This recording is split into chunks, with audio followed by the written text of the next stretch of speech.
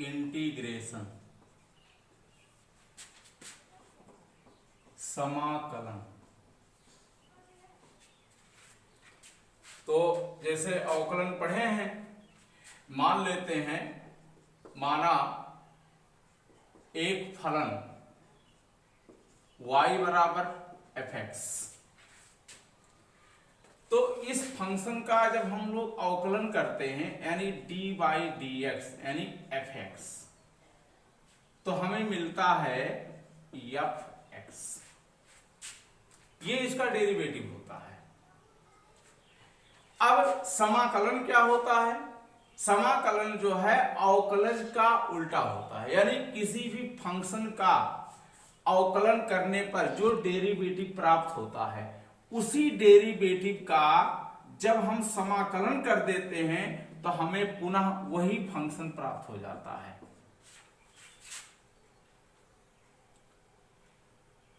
अब समाकलन का जो चिन्ह होता है वो इस तरह से होता है, यानी यस को दोनों तरफ पकड़ करके ऐसे थोड़ा सा तान दीजिए, यानी एस का एक विकृत रूप होता है समाकलन। और आप जानते हैं कि जो अवकलन होता है उसका होता है dy dx होता है, तो ये समाकलन होता है। अब ये मान लेते हैं कोई फंक्शन है और ये समाकलन हो गया, ये फलन हो गया, और dx का मतलब होता है कि एक चर राशि x के सापेक्ष इसका समाकलन करना। तो यहां पर fx dx का जो समाकलन हम लोग करते हैं तो ये कहा जाता है कि इसे समाकल, यानी fx का समाकलन। ये जो आपका होता है fx जो होता है इसे हम समाकल्य कहते हैं, और ये जो प्रक्रिया होती है, जो प्रोसेस होता है जिसके द्वारा हम अपने उत्तर की पहचान करते हैं, यानी उत्तर प्राप्त करते हैं, उसी को इंटीग्रेशन कहा जाता है, यानी समाकलन। ये आपका समाकलन होता है। अब किसी भी फंक्शन का जब हम समाकलन करते हैं तो उसमें एक कांस्टेंट टर्म जोड़ दिया जाता है c। क्यों जोड़ा जाता है, उसके पीछे रीजन क्या है कि जैसे मान लेते हैं कि आपके पास y बराबर एक फंक्शन दिया गया है x स्क्वायर प्लस 2, तो जब हम इसका अवकलन करते हैं dy बाई dx यानी x के सापेक्ष, तो हमें प्राप्त होता है 2x और प्लस 0, यानी जो आपको प्राप्त हुआ dy बाई dx ये आपको मिला 2x। समाकलन कहता है कि यदि इसी का हम समाकलन कर दें, यानी किसी भी फंक्शन के डेरिवेटिव का अगर हम पुनः इंटीग्रेशन कर दें तो हमें वही फंक्शन प्राप्त हो जाता है। यानी 2x का अगर हम x के सापेक्ष समाकलन करते हैं तो हमें मिलता है 2 गुणे x स्क्वायर बाई 2, और ये कांस्टेंट इसलिए जोड़ा जाता है क्योंकि जिस फंक्शन के द्वारा हमें डेरिवेटिव प्राप्त हुआ था, हो सकता है कि उस फंक्शन में कोई कांस्टेंट टर्म जुड़ा रहा हो, क्योंकि उसका डेरिवेटिव करने पर उसकी वैल्यू शून्य हो जाएगी। इसलिए समाकलन करते समय किसी भी फंक्शन में हम एक कांस्टेंट टर्म जोड़ देते हैं जिसे इंटीग्रेशन कांस्टेंट कहा जाता है, यानी समाकलन नियतांक। ये इसीलिए हर एक फंक्शन में एक कांस्टेंट टर्म c जोड़ा जाता है, क्योंकि जिस फलन को हमें प्राप्त करना था उस फलन में एक कांस्टेंट टर्म हम मानकर चलते हैं, चूंकि प्रत्येक कांस्टेंट टर्म का अवकलन जो होता है वो शून्य होता है, इसलिए एक कांस्टेंट टर्म हमेशा जोड़ा जाता है।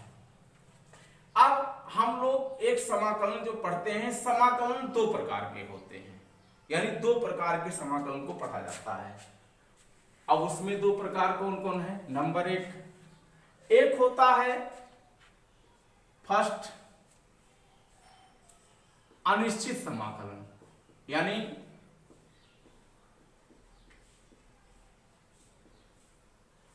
इंडेफिनिट इंटीग्रल, इंडेफिनिट इंटीग्रल, और दूसरा होता है निश्चित समाकलन यानी डिफिनिट इंटीग्रल।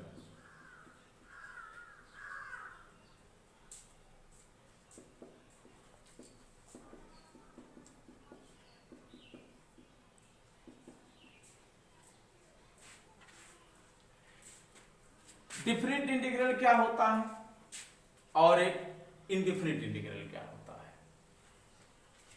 डिफिनिट इंटीग्रल का मतलब यह होता है कि जैसे हम लोग किसी ज्योमेट्रिकल पार्ट में जब किसी ट्रायंगल का एरिया फाइंड करना हो तो हमें इस ट्रायंगल का एरिया फाइंड करने में कोई दिक्कत नहीं होगी, यानी हम कोई भी फार्मूला लगा करके, यानी ज्योमेट्रिकल पार्ट में इस फार्मूले के द्वारा जो है हम इसका एरिया फाइंड कर सकते हैं। लेकिन हो सकता है कि 2D प्लेन में किसी भी ज्योमेट्रिकल पार्ट का शेप यानी फिगर इस तरह से हो, ऐसे हो, तो इसका एरिया ज्ञात करने में हमें कठिनाई होगी, यानी इट इज डिफिकल्ट। इसका एरिया फाइंड करने के लिए हम लोग एक डिफिनिट इंटीग्रल के द्वारा ही इसको फाइंड कर सकते हैं। या जैसे मान लेते हैं ये आपका कोई परवलय है, तो इस परवलय के बीच का भाग का एरिया ज्ञात करने का प्रोसेस हमारे पास कोई तरीका नहीं है। इसका एरिया ज्ञात करने के लिए हम लोग जो है एक निश्चित समाकलन का ही प्रयोग करते हैं। यानी 2D प्लेन में किसी ज्योमेट्रिकल पार्ट का एरिया ज्ञात करने के लिए या आगे चलने के बाद हम लोग जो है 3D में भी जो है इस डिफिनिट इंटीग्रल का प्रयोग करते हैं। लेकिन यहाँ पर हम लोगों को जो है लाइन इंटीग्रेशन पढ़ना है, एक रैखिक समाकलन पढ़ना है। इंटरबेस पर जो है केवल रैखिक समाकलन है, और जब आगे आप पढ़ेंगे तो आपको 3D में मिलेगा, यानी 3D में हम लोग जो है निश्चित समाकलन के द्वारा किसी भी शेप का एरिया ज्ञात करने के प्रयोग में लाते हैं। समाकलन का जो चिन्ह होता है ये आपको बताया गया है कि यह एक साइन चिन्ह होता है, इसके साथ fx होता है और dx होता है। निश्चित समाकलन का भी चिन्ह यही होता है, सिर्फ इसमें थोड़ा सा अंतर आता है कि इसमें एक लिमिट लगा दी जाती है। वह लिमिट ये होती है कि हम किसी भी चर राशि का जो समाकलन करते हैं वह x के किस संख्या के बीच में करते हैं, यही होता है निश्चित समाकलन। यानी x की वैल्यू फाइंड करने के लिए हमें a से b यानी एक लिमिट बांध दिया जाता है कि हमें इसी के बीच में रहना है। अब इस समाकलन का प्रयोग करने के लिए सबसे पहले हम लोग कुछ फार्मूलों को देखते हैं और उस फार्मूले के बाद ही इसका एक एरिया यानी समाकलन कर सकते हैं।